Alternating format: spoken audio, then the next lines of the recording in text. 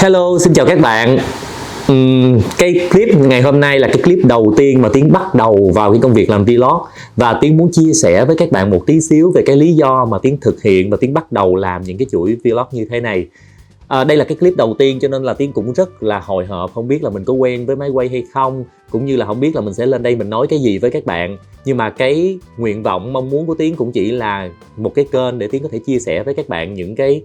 tình cảm, những cái trong cái đời sống hàng ngày của Tiến, mọi thứ xung quanh cuộc sống của Tiến, để mà Tiến và các bạn có một cái sự kết nối với nhau tốt hơn. Tiến muốn chia sẻ một tí về cái lý do mà Tiến làm cái vlog này. Các bạn biết là khoảng 2-3 năm trước đây, hồi năm 2017, khi mà Tiến mới bước chân vào thành phố Hồ Chí Minh thì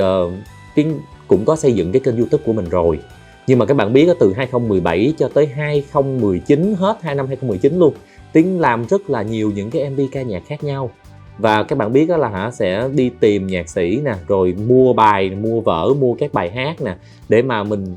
thu âm. Rồi sau đó mình lại có ekip, mình thuê nguyên một cái ekip, mình đi tìm những cái bối cảnh ở các tỉnh nè, tìm những cái nơi đẹp nè, rồi mình suy nghĩ những cái kịch bản để mình quay thành những cái MV.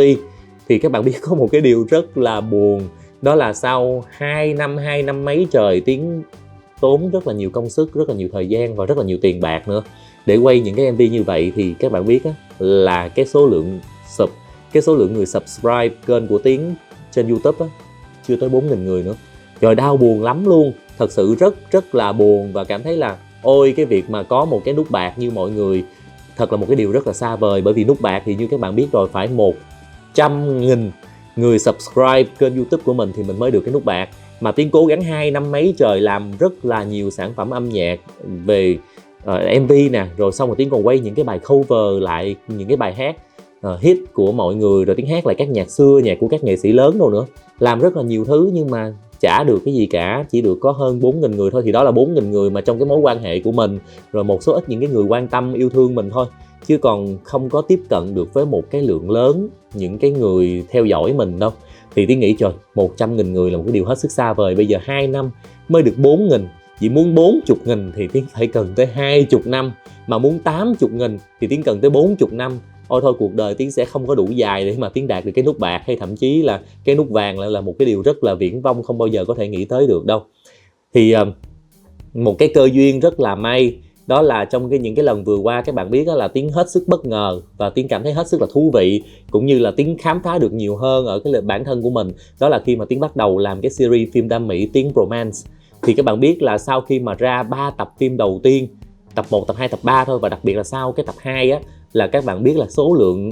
người subscribe kênh YouTube của Tiến nó lên rất là nhanh, và rất là nhiều người quan tâm tới Tiến cũng như là cái kênh YouTube của Tiến. Thì các bạn biết là sau tập 1, tập 2, tập 3 và gần đây là tập 4 thôi, thì Tiến đã được 93.000 subscriber trên cái kênh YouTube của Tiến rồi. Và cái đó làm cho Tiến cảm thấy ôi, cái nút bạc nó đang đến gần mình rất là gần rồi, và cái nút bạc nó sẽ không còn quá xa vời nữa. Tự nhiên Tiến chợt nhận ra một cái điều rằng là có thể là khi mà Tiến làm các sản phẩm âm nhạc, có thể khi mà Tiến quay các MV ca nhạc thì giữa Tiến và các bạn, Tiến và mọi người không có kết nối được với nhau. Có thể thứ nhất là cái thời lượng những cái MV ca nhạc nó ngắn quá. Thứ hai là trong các MV ca nhạc đó thì đôi khi là các bạn không có nhìn rõ được cái con người của Tiến, cũng như là không có thấy được các khía cạnh của Tiến, và không có kết nối được với cái cảm xúc của Tiến. Cho nên là rất là khó để mà mình giao lưu với nhau. Thì sau khi mà Tiến làm những cái phim như vừa rồi đó, các bạn có coi đó, thì Tiến Romance tới tập 4 thì Tiến được, tới hôm nay là Tiến đã được 93.000 người subscribe kênh của Tiến rồi. Và đây là một cái tín hiệu mà Tiến thấy Tiến rất là vui và Tiến rất là mừng vì cái điều đó. Thì đó là cái lý do Tiến làm cái clip này, là một cái clip đầu tiên mà Tiến sẽ bắt đầu cái chuỗi làm vlog của mình. Bởi vì Tiến nghĩ là có thể là thông qua cái quá trình diễn xuất của Tiến ở trên phim thì các bạn thấy được nhiều hơn các khía cạnh trong cái con người của Tiến, thấy được cái tình cảm của nhân vật nè, thấy được cái ứng xử của nhân vật nè, rồi thấy được cái diễn xuất của Tiến. Thì có thể là vô tình trong những cái điều đó các bạn thấy được cái sự tương đồng, và Tiến với các bạn kết nối được với nhau, mình connect được với nhau. Cho nên là số lượng người quan tâm tới Tiến cũng nhiều hơn, và quan tâm tới các sản phẩm về phim, về âm nhạc, cũng như là về các dược sĩ Tiến Beauty Show, là những cái talk show mà Tiến bàn về làm đẹp cũng được nhiều hơn. Cái lượt view của tất cả các video trên kênh của Tiến nó tăng đột ngột, tăng rất là nhiều so với trước đây. Và Tiến đã thật sự kiếm tiền được từ YouTube các bạn. Có nghĩa là trước đây Tiến thấy là rất là nhiều các blogger, rất là nhiều các nghệ sĩ họ kiếm được tiền một tháng vài trăm triệu trên YouTube, thậm chí có người kiếm mấy tỷ bạc trên YouTube một tháng. Tiến cảm thấy đó là một cái điều gì đó nó xa xôi, nó viển vông và nó không có thể nào thành hiện thực được. Và Tiến nghĩ là thôi Tiến chỉ có thể kiếm tiền bằng cái công việc kinh doanh và bằng cái việc chuyên môn của Tiến thôi. Nhưng mà cái điều rất là vui là trong tháng vừa rồi thì Tiến đã kiếm tiền được từ kênh YouTube. Nó cũng không nhiều đâu, chỉ có vài chục triệu thôi, vài chục triệu đồng trong tháng vừa rồi thôi. Nhưng mà đó là cái số tiền đầu tiên mà Tiến kiếm được từ YouTube, và nó cho Tiến một cái niềm tin, một cái động lực rằng cái quan trọng không phải là tiền mà là cái sự kết nối của Tiến với các bạn đã dần dần nó hình thành một cái mối liên hệ nó rõ ràng hơn. Và chính vì vậy thì Tiến quyết định làm vlog. Bởi vì sao? Bởi vì Tiến nghĩ là vlog khi mà Tiến quay những cái điều trong cuộc sống của Tiến hàng ngày, ví dụ Tiến vào bếp nấu ăn, hoặc là những cái clip mà Tiến ăn uống, hoặc là những cái clip mà Tiến chăm sóc da tại nhà, hoặc là những cái clip mà Tiến chia sẻ với các bạn về những cái dịp đặc biệt, về cái quan điểm của Tiến về cuộc sống, hoặc là khi Tiến đi mua đồ đạc, lựa đồ đạc, hay là Tiến chia sẻ những cái quyển sách hay, những cái quyển tạp chí hay mà Tiến đọc chẳng hạn như vậy. Có nghĩa là tất cả mọi thứ Tiến đều có thể chia sẻ lên trên cái kênh vlog của mình. Thì Tiến nghĩ là đó sẽ là cái cầu nối giúp Tiến kết nối với các bạn tốt hơn. Cũng như là khi mà các bạn xem các phim của Tiến trong Tiến Romance á, tới tập 4 thì Tiến thấy là có rất là nhiều những cái bạn comment vào trong đó hỏi rằng là tại sao tình tiết chỗ đó nó lại như vậy, rồi tại sao nó lại không có cái sự kết nối, rồi chỗ đó thì nhân vật đó tâm lý là như thế nào, vân vân. Các bạn chưa hiểu rõ lắm về kịch bản, bởi vì cái thời lượng của một tập trên cái web drama đó nó còn tương đối ngắn và đôi khi các bạn không có hiểu được cái ý đồ rõ ràng. Thì Tiến nghĩ là khi mà như vậy thì Tiến cũng sẽ có thể làm những cái video vlog như thế này để mà Tiến trả lời và Tiến giải đáp thắc mắc của các bạn về những cái vấn đề về phim chẳng hạn, về vấn đề về các sản phẩm nghệ thuật, các sản phẩm phim ảnh, ca nhạc mà Tiến thực hiện. Thì tất nhiên là ý đồ nhiều khi Tiến bỏ vào trong đó, nhưng mà có thể là do cái cách Tiến dàn dựng chưa thật sự khéo và đủ để các bạn có thể hiểu được, thì mình hoàn toàn cũng có thể chia sẻ với nhau và tương tác với nhau thông qua kênh vlog này. Và tất nhiên là với mỗi một cái kênh vlog này thì thiệt Tiến có cái thói quen là rất hay thích lên đọc comment của các bạn. Mặc dù là Tiến không có thể nào mà ngồi nhắn trả lời hết cho từng cái comment của các bạn được hết, nhưng mà Tiến đọc hết và Tiến ghi nhận những cái điều các bạn nói, những cái điều mà các bạn cảm thấy chưa hay, những cái điều mà các bạn cảm thấy hay, những cái điều mà các bạn cảm thấy còn chưa hợp lý hay là đã hợp lý rồi, thì Tiến đều ghi nhận và Tiến đều có để trong cái suy nghĩ của mình để mà Tiến thực hiện những cái sản phẩm sao cho nó hợp lý, nó hay hơn và nó đáp ứng được cái tình cảm của các bạn hơn. Thì đó là cái điều Tiến muốn nói, đó là sao? Thay vì Tiến sẽ ngồi trả lời từng cái comment của các bạn, từng cái comment của các bạn, thì có thể là Tiến sẽ tạo ra những cái video vlog như thế này để giải đáp từng cái thắc mắc của các bạn đối với các sản phẩm của Tiến chẳng hạn. Thì đây cũng là đúng là một cái hình thức mà mình sẽ kết nối với nhau được rất là rõ ràng, rất là dễ dàng. Như các bạn biết thì Facebook mình cũng có, Instagram mình cũng có, Zalo mình cũng có. Nhưng mà trên Facebook, trên Instagram đa phần thì những cái mà mình chia sẻ trên đó nó là những cái hình ảnh, và nó là những cái caption, những cái bài viết mà mình đã tương đối trau chuốt về câu từ, và mình có thời gian để mình suy nghĩ nhiều để mình gọt giũa nó cho nó đẹp đẽ hơn. Nhưng mà cũng chính vì nó được gọt giũa, nó được trau chuốt, nó được quá cẩn thận, quá tỉ mỉ như vậy á, cho nên đôi khi là các bạn không có thấy được rõ ràng về cái sắc thái cảm xúc thật sự của Tiến, cũng như là cái con người thật của Tiến như thế nào. Còn khi mà Tiến nghĩ là khi mà Tiến quay lên video clip như thế này, từng cái hành động, từng cái biểu cảm, từng những cái body language của Tiến nó sẽ cho các bạn thêm những cái clues, những cái hint, những cái thông tin thêm về cái con người của Tiến như thế nào. Và khi mà chúng ta hiểu nhau nhiều hơn thì Tiến nghĩ là chúng ta sẽ dễ dàng có tình cảm với nhau hơn và chúng ta sẽ tương tác với nhau tốt hơn rất là nhiều. Cho nên Tiến chỉ đơn giản Tiến nghĩ rằng là kênh vlog này có thể sẽ có nhiều view hoặc có thể không. Thật ra nó cũng không có quá quan trọng. Quan trọng là Tiến có thể dành thời gian để làm ra những cái sản phẩm, làm ra những cái video clip để mà những người thật sự quan tâm Tiến sẽ có thể tìm hiểu về Tiến nhiều hơn và hiểu về Tiến rõ hơn, cũng như là Tiến sẽ có thể cung cấp những cái thông tin hữu ích hơn cho tất cả những người quan tâm tới Tiến. Ví dụ như là bên cạnh cái Dược sĩ Tiến Beauty Show đi Tiến nói chẳng hạn, Tiến có một cái Dược sĩ Tiến Beauty Show là ra mắt vào một tập mới vào 10 giờ rưỡi sáng thứ Hai hàng tuần, nói về những cái vấn đề chuyên môn. Và nó là một cái style video rất là trịnh trọng, là có MC rồi có câu hỏi, rồi sau đó Tiến ngồi trả lời bằng những cái ngôn ngữ rất là tương đối formal, rất là chính thống. Thì Tiến nghĩ là đôi khi nó sẽ cần thiết đấy, nhưng mà nhiều khi các bạn lại không muốn nghe những cái thông tin mà nó quá học thuật, quá bài bản, quá chính thống như vậy. Các bạn cần những cái gì đó nó gần gũi và nó thực tiễn hơn. Thì Tiến nghĩ vlog nó cũng sẽ là một cái nơi như vậy. Có thể là Tiến sẽ làm những cái vlog về chăm sóc da chẳng hạn. Thì ví dụ như tối trước khi đi ngủ Tiến tẩy trang như thế nào, Tiến rửa mặt ra sao, Tiến chăm sóc da như thế nào, bôi chét chay kỳ quẹt lên mặt mình như thế nào. thì Tiến sẽ quay lại hết và Tiến sẽ đăng lên để cho các bạn xem. Và tất nhiên là với một cái người làm chuyên môn về làm đẹp như Tiến, thì khi mà từng bước như vậy thì bên cạnh cái việc mà Tiến bôi chét thì Tiến cũng hoàn toàn có thể giải thích để cung cấp thêm thông tin cho các bạn để mà các bạn có thể hiểu rõ hơn về từng bước chăm sóc da đó. Và từ cái quy trình chăm sóc da mà Tiến áp dụng cho chính bản thân của Tiến đi, thì các bạn hoàn toàn sau khi mà các bạn hiểu rõ những cái thông tin trên đó, các bạn hiểu rõ về từng bước của cái quy trình chăm sóc da, thì các bạn hoàn toàn cũng có thể linh hoạt thay đổi nó để biến đổi nó thành một cái quy trình chăm sóc da của các bạn. Thì Tiến nghĩ nó cũng rất là có ích, đúng không? Thì đây là cái lý do mà tiếp theo mà Tiến muốn làm cái kênh vlog của mình. Ngoài ra thì Tiến nghĩ rằng là cái việc mà ghi lại cái video cho những cái thời khắc, những cái cảm xúc của mình trong cái cuộc sống á, nó cũng là một cái cách mà Tiến làm cái nhật ký cho riêng bản thân mình nữa. Có thể sau này 5 năm, 10 năm, 20 năm sau, những cái quyển nhật ký mình viết tay nó có thể không có còn nữa, chữ bi lem luốc hoặc là mình thất lạc ở đâu đó chẳng hạn. Và thật ra bây giờ nếu mà ngồi viết tay nhật ký á, thì nhiều khi bận rộn tối về mình cũng không có thời gian để mình viết. Và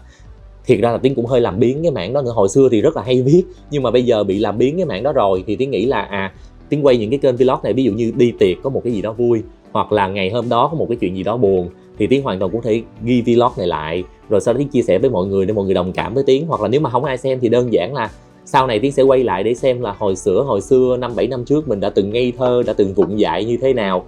trong cái suy nghĩ của mình, rồi bây giờ thì mình như thế nào. Thật ra nó cũng là một cái điều rất là thú vị, đúng không mọi người? Đâu có cái nơi nào lưu trữ miễn phí cho mình như là YouTube đâu. Mà bên cạnh Tiến nghĩ là bên cạnh mọi người xem những cái sản phẩm được Tiến đầu tư bài bản bởi ekip đi chẳng hạn, Tiến có ekip quay phim, quay MV cho mình, quay talk show cho mình, thì mọi người sẽ thấy những cái sản phẩm đó rất là chỉnh chu, rất là bài bản rồi. Thì những cái này nó sẽ là những cái thật nhất về cái con người của Tiến. Để mà hổm rày Tiến đọc cái comments của các bạn trên những cái phim, trên những cái Dược Sĩ Tiến Beauty Show, thì có những bạn comment là hồi xưa rất là ghét Tiến bởi vì coi những cái bài báo, những cái Facebook nói những cái điều không tốt về Tiến, cho nên có ấn tượng không tốt về Tiến. Nhưng mà gần đây sau khi xem những cái sản phẩm của Tiến thì mọi người bắt đầu có thiện cảm hơn với Tiến rồi. Thì Tiến nghĩ thì ra là có thể là trước đây Tiến không có nhiều cái kênh để mà tiếp cận với các bạn, cho nên là Tiến dễ bị các bạn mất tình cảm, mất thiện cảm với Tiến, bởi vì có quá nhiều những cái thông tin không hay về Tiến trên mạng. Thì Tiến nghĩ là bây giờ mình sẽ dần dần thay đổi những cái ấn tượng không tốt đó của mọi người bằng những cái sự chân thật từ trong cái con người của mình, thông qua cái việc là mình quay những cái vlog như thế này. Các bạn biết là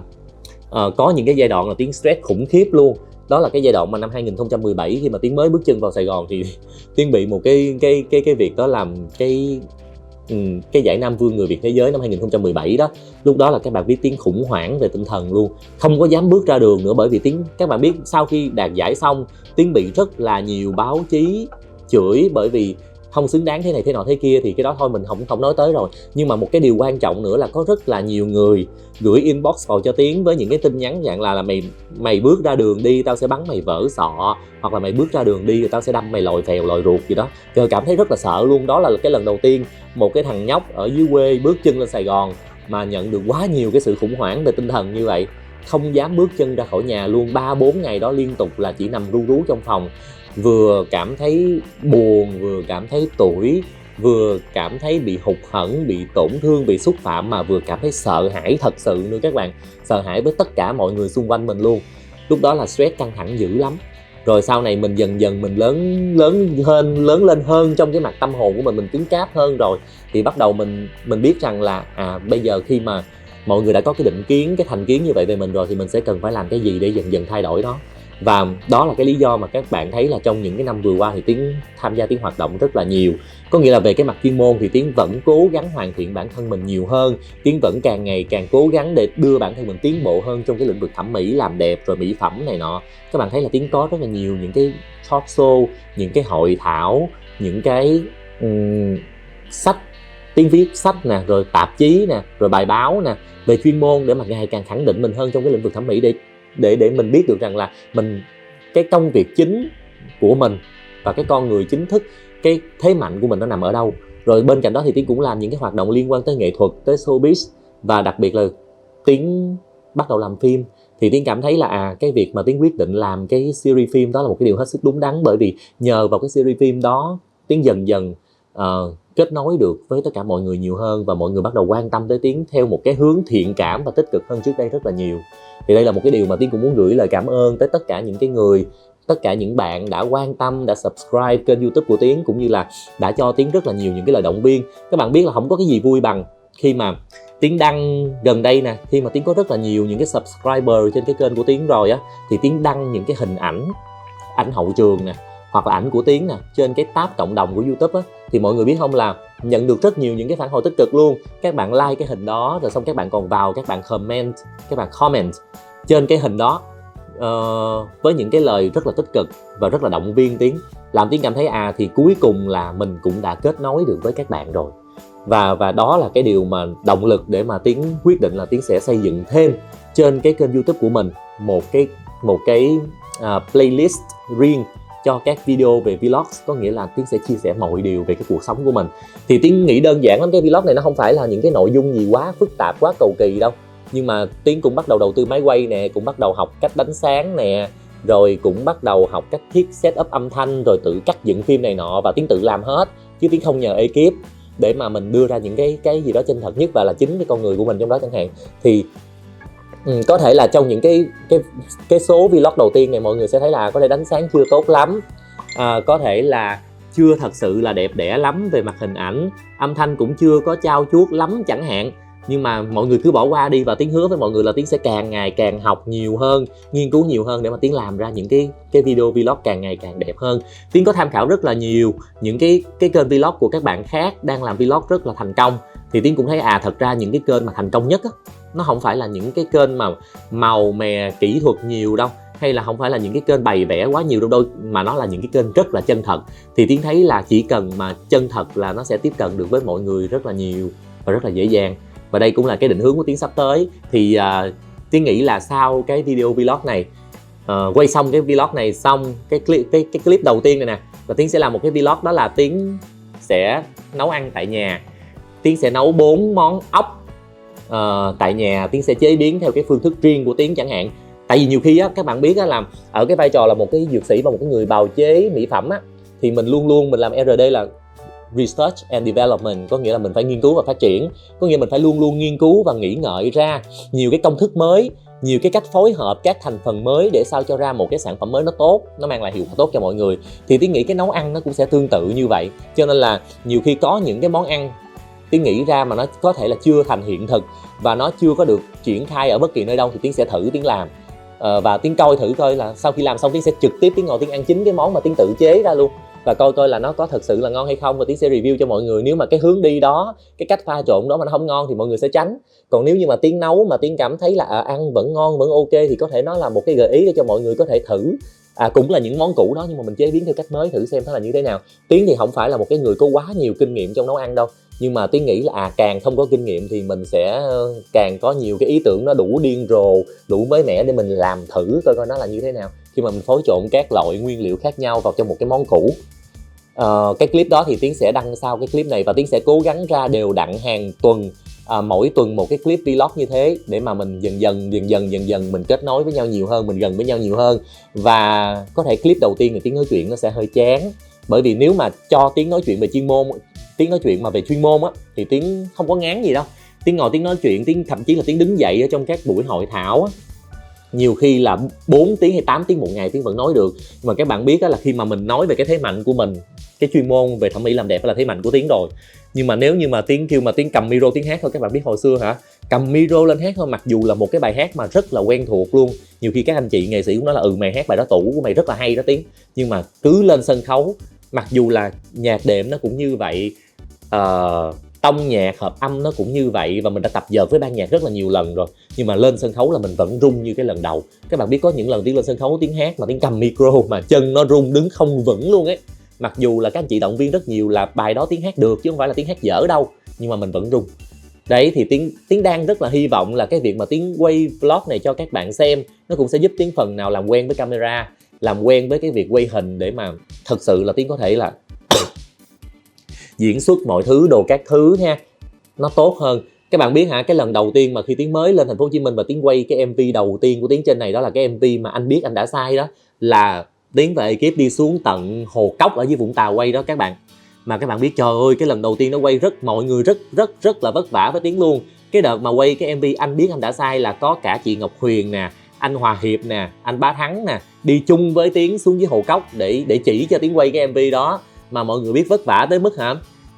cái bài nhạc Tiến đã thu âm rồi và người ta bật cái nhạc lên bằng một cái loa rất là lớn, sau đó Tiến chỉ đứng, Tiến nhép lại đúng cái lời mà Tiến đã thu âm á, để cho người ta quay hình, để mà sau đó người ta ghép vào á thành làm MV á. Mà quay đi quay lại quay không được, nghĩa là sao mình nhép thì mình vẫn nhép được nhưng mà cái mặt mình nó sượng, cái mặt mình nó đơ, nó không có tự nhiên, nó kỳ cục dữ lắm kìa. Thì lúc đó mọi người mới bảo rằng là Tiến phải cố gắng hơn. Rồi sau đó nữa, khi mà ra những cái sản phẩm đầu tiên thì cũng có một số anh chị, một số những người làm trong nghề khác, rồi cũng như là một số khán giả nói là Tiến nó sẽ không bao giờ diễn xuất được đâu, bởi vì nó sượng quá, nó đơ quá.